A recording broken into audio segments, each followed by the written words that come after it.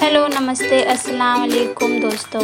आज हम गांव भ्रमण के लिए निकले हैं एक नए ब्लॉग के साथ। आज हम अपने स्कूल के गांव में एडमिशन लेने निकले हैं और बच्चों को जागरूक करने कि सरकारी स्कूल में एडमिशन कराना कितना ज़रूरी है। हम स्कूल से निकले ही थे कि हमें रास्ते में कुछ औरतें कुछ रिचुअल्स करती नज़र आईं। मैंने सर से पूछा कि ये क्या कर रही हैं, लेकिन उन्हें भी नहीं पता था। गांव में चलते चलते हम गलियों से भटकते लोगों के घर जाते रहे और उन्हें समझाते रहे कि सरकारी स्कूल में एडमिशन लेना कितना सही है। और हम लोग नए टीचर हैं, इसलिए उनके बच्चों के भविष्य की जिम्मेदारी अपने ऊपर लेने को तैयार हैं। बस उन्हें अपने बच्चे का एडमिशन हमारे स्कूल में करवाना है। हम घर घर जाते रहे और लोगों को समझाते रहे। हमारे सर ने भी लोगों को समझाया कि कितना सही है सरकारी स्कूल में एडमिशन लेना, और हम नए टीचर्स उनके बच्चों को ठीक से पढ़ाएंगे। हमारी नई मैम जो कि भोपाल से आई हैं, उन्होंने भी गांव की औरतों को ठीक से समझाया और सही तरीके से बताया कि उनको कैसे क्या एडमिशन करवाना है, क्या डॉक्यूमेंट्स बनवाने हैं, कहाँ से डॉक्यूमेंट बनेंगे। औरतों को हमारी मैडम की बात अच्छे से समझ में आई। फिर हम लोग वहाँ से निकले और आगे की तरफ चल दिए। चलते चलते रास्ते में हमें टूटे फूटे गांव वाले घर दिखाई दिए, क्योंकि मुझे बहुत ही इंटरेस्टिंग लग रहे थे, क्योंकि मैंने ऐसी चीज़ें पहले कभी देखी नहीं हैं।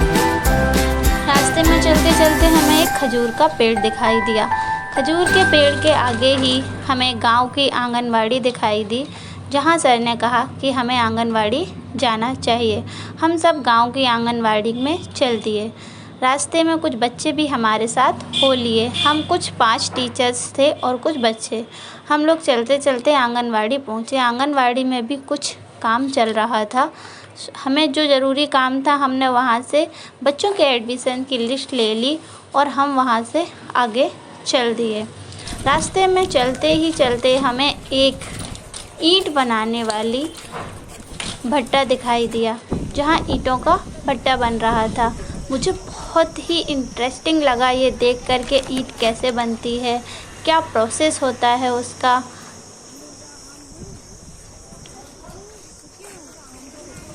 और औरतें भी ईंटें बना रही थी।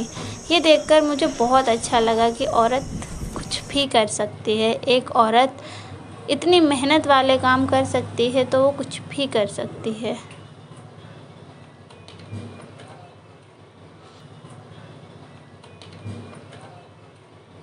बस इसी तरह हम लोग आगे बढ़े। आगे पहुंचकर एक जगह पर हमारी मैडम को इमली का पेड़ दिखाई दिया और वो उनकी पत्तियां खाने के लिए मांगने लगी।